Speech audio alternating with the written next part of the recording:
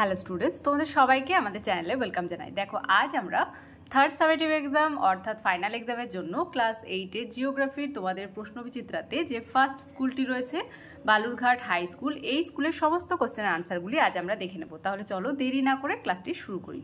আজকে ক্লাসের first question, Robinson দ্বীপ অবস্থান করেছে, আনসার হবে দক্ষিণ আফ্রিকা।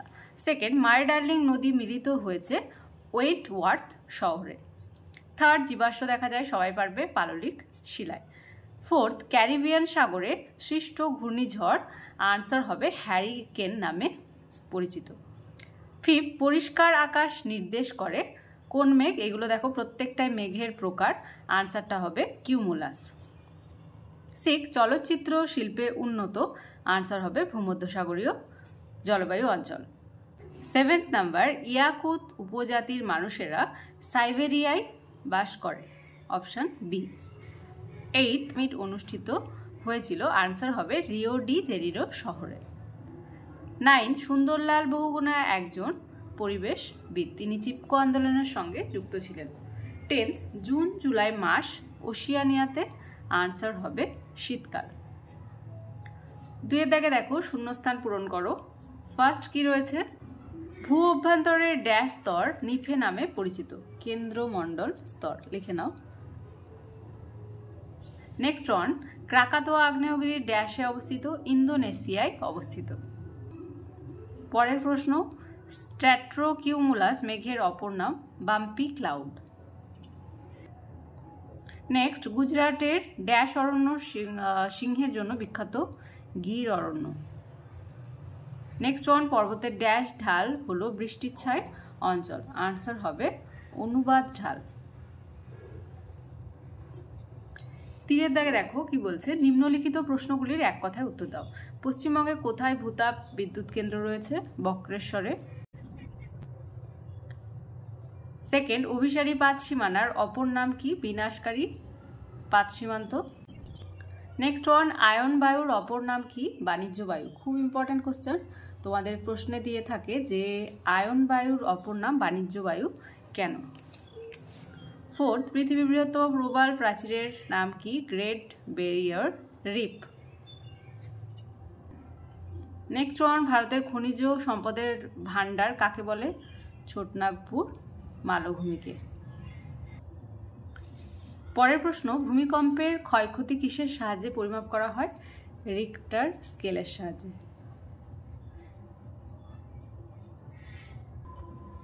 চারের দাগে দেখো, সত্য মিথ্যা লেখো। ফার্স্ট রয়েছে, উত্তর গোলার্ধে পশ্চিমা বায়ুর গতিবেগ দক্ষিণ গোলার্ধের তুলনায় কম হয়, এটি সত্য।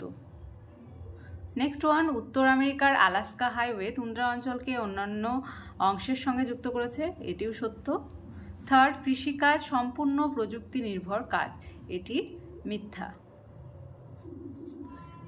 ফোর্থ, ব্যাসল্টের রূপান্তরিত রূপ গ্রাফাইট নামে পরিচিত, এটি মিথ্যা, কারণ কি? অ্যাম্ফিবোলাইট নামে পরিচিত। পাঁচে দাগে দেখো, বাম দিক ও ডান দিক মেলাও। প্রথমেই আছে প্রতীপ ঘূর্ণপাত, এটি হবে পরিষ্কার আকাশ, মানে সি। কেন্দ্রমণ্ডল, এটি হবে লৌহ। পাললিক শিলা খনিজ তেল। দিল্লি শহর হবে কুয়াশা। আর পাট শিল্প মৌসুমী জলবায়ু। ছয় দাগের ফার্স্ট কোশ্চেন দেখো, বিযুক্তি রেখা কাকে বলে? আনসার লিখবে, ভূপৃষ্ঠ থেকে কেন্দ্র পর্যন্ত যেখানে যেখানে ভূমিকম্পের তরঙ্গের গতিবেগ পরিবর্তিত হয় সেখানটাকে ভূতত্ত্ববিদরা বলেন বিযুক্তি রেখা। নেক্সট ওয়ান, পা হো হো লাভা কাকে বলে? আনসার লিখবে, হাওয়াই দ্বীপপুঞ্জের আগ্নেয়গিরিগুলি থেকে অত্যন্ত পাতলা লাভা বেরিয়ে বহুদূর প্রবাহিত হয় হাওয়াই দ্বীপের ভাষায়, যার নাম পা হো হো। এই লাভা প্রবাহের ওপরের স্তর দ্রুত ঠান্ডা হয়ে কুঁচকে গিয়ে পাকানো দড়ির মতো দেখতে হয়। পরের প্রশ্ন, রেগলিত কাকে বলে? আনসার লিখবে, কোটি কোটি বছর ধরে উত্তাপ, শীত, বৃষ্টিপাত, বায়ুপ্রবাহ, তুষারপাত ইত্যাদি প্রাকৃতিক কারণে শিলা ক্রমাগত চূর্ণ বিচূর্ণ হয়ে শেষে ক্ষুদ্রাতি ক্ষুদ্র কণায় পরিণত হয় এবং ভূমির ওপর এক শিথিল কোমল বস্তুকণার আবরণ সৃষ্টি করে, যাকে রেগলিত বা ভূ আস্তরণ বলে। পরের প্রশ্ন, কিউমুলোনিম্বাস মেঘ সম্পর্কে লেখো। আনসার লিখবে, অনেকটা গম্বুজের মতো দেখতে এই মেঘ সাদা, ধূসর ও কালো রঙের হয়। সাধারণত ভূপৃষ্ঠ সংলগ্ন বায়ুস্তর থেকে প্রায় 12,000 ফুট পর্যন্ত এই মেঘের উলম্ব বিস্তার দেখা যায়। অপরদিকে চ্যাপ্টা ও তলদেশ প্রায় সমতল। কিউমুলোনিম্বাস মেঘে বজ্রপাত সহ ভীষণ ঝড় বৃষ্টি হয়, তাই এর আরেক নাম বজ্রমেঘ। অনেক সময় এই মেঘ থেকে শিলাবৃষ্টিও হতে দেখা যায়। নেক্সট অন, শিশির অধঃক্ষেপণ নয় কেন? এই আনসারটা একটু বলে দিই। দেখো 46 পেজে শিশির অধঃক্ষেপণ নয় কেন, মানে বৃষ্টিপাত কেন অধঃক্ষেপণ, এর কারণটা এখান থেকে এতটা লিখবে। ফার্স্ট এখান থেকে এতটা লিখবে, তারপর 48 পেজে চলে যাবে, দেন লিখবে কিন্তু, কিন্তু কথাটা অ্যাড করে এখান থেকে এতটা লিখে দেবে। ওকে। 6 নাম্বার, চুনা পাথরের দুটি বৈশিষ্ট্য লেখো। আনসার লিখবে যে চুনা পাথর বা ক্যালসিয়াম কার্বনেট বিশুদ্ধ জলে দ্রবীভূত হয় না। ফার্স্ট এটা লিখতে পারো, কিন্তু বৃষ্টির জল বা অ্যাসিড মিশ্রিত জলে দ্রুত দ্রবীভূত হয় এবং ক্যালসিয়াম বাইকার্বনেটে পরিণত হয়। মানে এখান থেকে এতটা ফার্স্ট পয়েন্ট দেবে। ওকে। নেক্সট ওয়ান, এর ক্ষয় প্রতিরোধ ক্ষমতা বেশ কম এবং প্রবেশতা বেশি। এতটা লিখলেই হবে। তারপর 2 নাম্বার এতটা, মানে ফার্স্ট এখান থেকে এতটা, দেন সেকেন্ড এখান থেকে এতটা। ফার্স্ট কোশ্চেন, ক্রান্তীয় অঞ্চলে মহাদেশের পশ্চিমে পৃথিবীর অধিকাংশ মরুভূমির সৃষ্টি হয়েছে কেন? আনসার লিখবে, যখন এটির ওপর বাতাস প্রবাহিত হয় তখন বাতাস ঠান্ডা হয় এবং ঠান্ডা বাতাস উষ্ণ বাতাসের বিপরীতে আর্দ্রতা বহন করার ক্ষমতা থাকে না। তাই মহাদেশের পশ্চিম অংশে বাতাস প্রবাহিত হলে বৃষ্টি হয় না। এটি বছরের পর বছর ধরে চলতে থাকে এবং এর ফলে মরুভূমির সৃষ্টি হয়। তাই ক্রান্তীয় অঞ্চলে মহাদেশের পশ্চিমে পৃথিবীর অধিকাংশ মরুভূমির সৃষ্টি হয়েছে। সেকেন্ড দেখো, অ্যানাবেটিক ও ক্যাটাবেটিক বায়ুর মধ্যে পার্থক্য লেখো। দেখো এটি 3 নাম্বারের কোশ্চেন, তাই তোমাদের মিনিমাম 3টে তো দিতেই হবে পার্থক্য। ফার্স্ট লিখবে যে শীতকালীন মৌসুমী বায়ু হলো উপত্যকা বায়ু, আর এর আরেক নাম হচ্ছে অ্যানাবেটিক বায়ু। আর সেকেন্ড লিখবে যে শীতকালীন মৌসুমী বায়ু পার্বত্য বায়ু, এর আরেক নাম ক্যাটাবেটিক বায়ু। সেকেন্ড, দিনের বেলায় সূর্যের তাপে পর্বতের ঢালের ওপর বায়ু যে পরিমাণ উষ্ণ হয়, উপত্যকার মাঝের অংশ বায়ু ততটা উষ্ণ হয় না। ফলে এই উষ্ণ ও হালকা বায়ু পর্বতের ঢাল বরাবর নিচ থেকে উপরের দিকে উঠতে থাকে। এই বায়ু হলো উপত্যকা বায়ু, যার আরেক নাম অ্যানাবেটিক বায়ু। আর এখানে লিখবে যে রাত্রিবেলায় তাড়াতাড়ি তাপ বিকিরণ করে পর্বতের ঢালের উপরিস্থিত বায়ু শীতল হয়ে পড়ে। এই উচ্চচাপের ভারী বায়ু পর্বতের ঢাল বরাবর ওপর থেকে নিচের দিকে নামতে শুরু করে এবং উপত্যকায় অবস্থান করে। এই বায়ু হলো পার্বত্য বায়ু, যার আরেক নাম ক্যাটাবেটিক বায়ু। থার্ড লিখবে যে উপত্যকা শীতল ও উচ্চচাপ যুক্ত বায়ু অবস্থান করে। আর এখানে লিখবে যে এই বায়ুর প্রভাবে উপত্যকার বৈপরীত্য উষ্ণতার সৃষ্টি হয়। এটা তোমাদের টেক্সটের 40 পেজে আছে, মানে তোমরা বক্স করে করে লিখবে, দেখবে খুব সুন্দরভাবে লেখা হবে তখন। পরের প্রশ্ন, তুন্দ্রা জলবায়ু অঞ্চলের অধিবাসীদের জীবনযাত্রার বিবরণ দাও। আনসার লিখবে, দেখো তুন্দ্রা জলবায়ুর অধিবাসীদের জীবনযাত্রা পয়েন্ট করে লেখা আছে।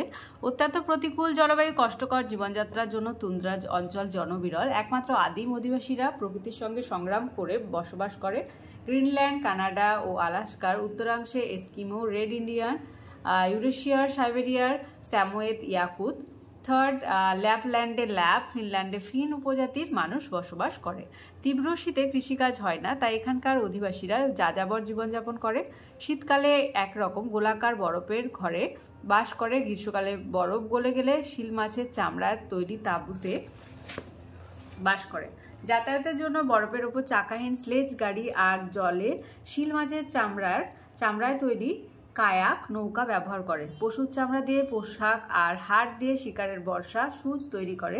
খাদ্যের জন্য শিল, ভালুক, বলগা হরিণ, মেরু শিয়াল শিকার করে। সমুদ্রের মাছ ধরে। হরিণের দুধ, বেরি ফল এদের প্রিয় খাদ্য। পরের প্রশ্ন, পরিবেশ অবনমনের 3টি প্রভাব লেখো। এখান থেকে তোমরা যে কোনো 3টে পয়েন্ট লিখতে পারো। দেখো প্রাকৃতিক কারণ, এটা এখান থেকে একটা 1 নাম্বার, এখান থেকে এতটা 1 নাম্বার দেবে। সেকেন্ড এখান থেকে দেবে, আর থার্ড এখান থেকে এতটা দিয়ে দেবে। ওকে, পরের প্রশ্ন, নিউজিল্যান্ডকে দক্ষিণ গোলার্ধের ব্রিটেন বলা হয় কেন? এর অ্যান্সার আমি স্ক্রিনে দিয়ে দেবো, সেখান থেকে তোমরা লিখে নেবে। 6, পরিবেশ অবনমনে ভারতবর্ষের অবস্থান লেখো।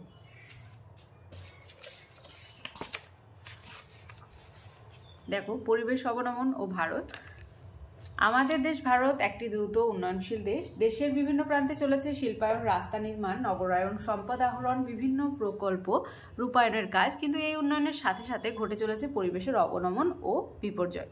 ফার্স্ট, সাম্প্রতিক ওয়ার্ল্ড ব্যাংকের একটি রিপোর্ট অনুসারে ভারতে পরিবেশ অবনমনের জন্য প্রতি বছরে ক্ষতির পরিমাণ প্রায় $80 বিলিয়ন।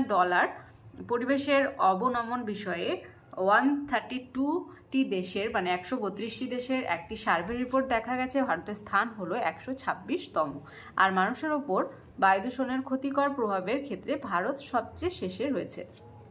থার্ড লিখবে যে WHO বা ওয়ার্ল্ড হেলথ অর্গানাইজেশন রিপোর্ট অনুসারে G20 দেশগুলির সবচেয়ে দূষিত 20টি শহরের মধ্যে 13টি ভারতে অবস্থিত।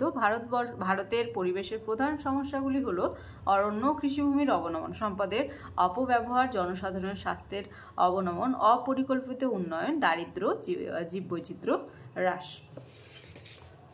নেক্সট ওয়ান, দেখো 8 দাগের ফার্স্ট কোশ্চেন, পরিবেশ অবনমনের নিয়ন্ত্রণ পদ্ধতি বর্ণনা দাও। এটি তোমাদের টেক্সটের 70 পেজে রয়েছে। দেখো পরিবেশ অবনমনের নিয়ন্ত্রণের উপায়, এই পয়েন্টগুলি তোমরা লিখে দেবে। মানে এখান থেকে দেখো, এটা যেহেতু বড় কোশ্চেন তো সবকটি পয়েন্টই তোমরা কিন্তু অ্যাড করবে। ওকে,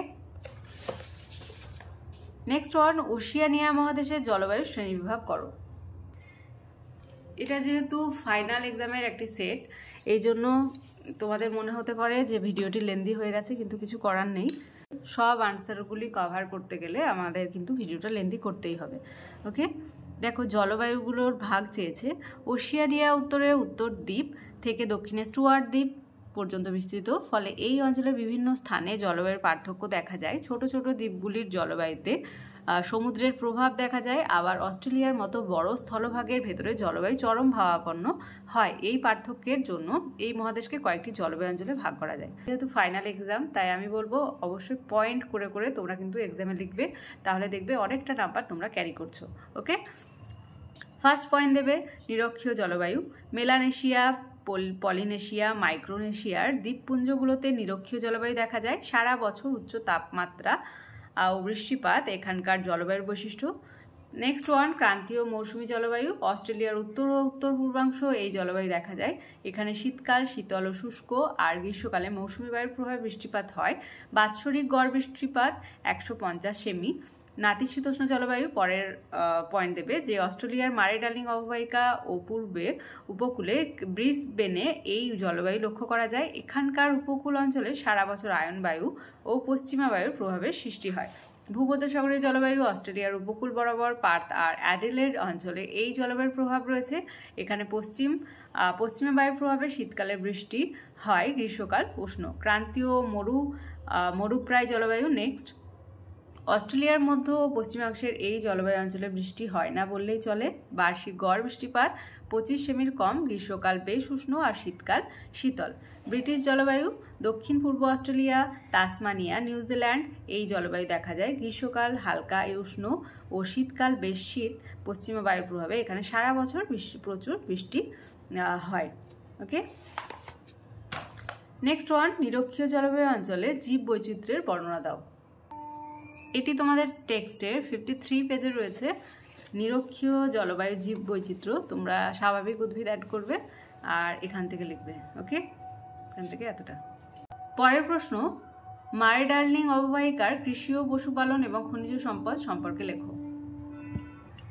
আনসার লিখবে। দেখো পয়েন্ট দেবে কৃষি ও পশুপালন। মারে ডার্লিং অববাহিকা অস্ট্রেলিয়ার সবচেয়ে কৃষি সমৃদ্ধ অঞ্চল। এখানে উন্নত যন্ত্রের সাহায্যে গম, যব, ভুট্টা, ওট, রাই উৎপাদন করা হয়। দক্ষিণের ভূমধ্যসাগরীয় জলবায়ু অঞ্চলে আঙুর, লেবু, আপেল, পিচ, কমলালেবু, নাশপাতি প্রভৃতি ফলের চাষ হয়। এই অববাহিকার ডাউন তৃণভূমিতে মেরিনো, লিঙ্কন, মার্চ প্রভৃতি ভালো জাতের ভেড়া পালন করা হয়। এই অঞ্চলে উত্তর কুইন্সল্যান্ড আর দক্ষিণ পূর্বে নিউ সাউথ ওয়েলসে গবাদি পশু পালন করা হয়। এদের থেকে প্রচুর মাংস ও দুগ্ধজাত দ্রব্য উৎপাদিত হয়। অস্ট্রেলিয়ার গোমাংস উৎপাদনে পঞ্চম ও পশম উৎপাদনে প্রথম স্থান অধিকার করে। তারপর দেখো খনিজ সম্পদ লিখতে হবে। ফার্স্ট লিখবে এখানে খনিজ সম্পদ সেভাবে পাওয়া যায় না। অববাহিকার প্রান্তবর্তী অঞ্চলে সোনা, রূপা, তামা, সীসার টিন পাওয়া যায়। ব্রোকেন হিলে রূপা, তামা আর কোবারে তামা উত্তোলিত হয়। ব্রোকেন হিলকে রূপোর শহর বলা হয়। তোমাদের শর্ট কোশ্চেন দিয়ে থাকে যে কাকে রূপোর শহর বলা হয়, আনসার হবে ব্রোকেন হিলকে। অ্যাডিলেড অঞ্চলে সামান্য কয়লা পাওয়া যায়। আজকের ক্লাসের লাস্ট কোশ্চেন, ভূমধ্যসাগরীয় জলবায়ু অঞ্চলের আর্থসামাজিক পরিবেশ বর্ণনা দাও।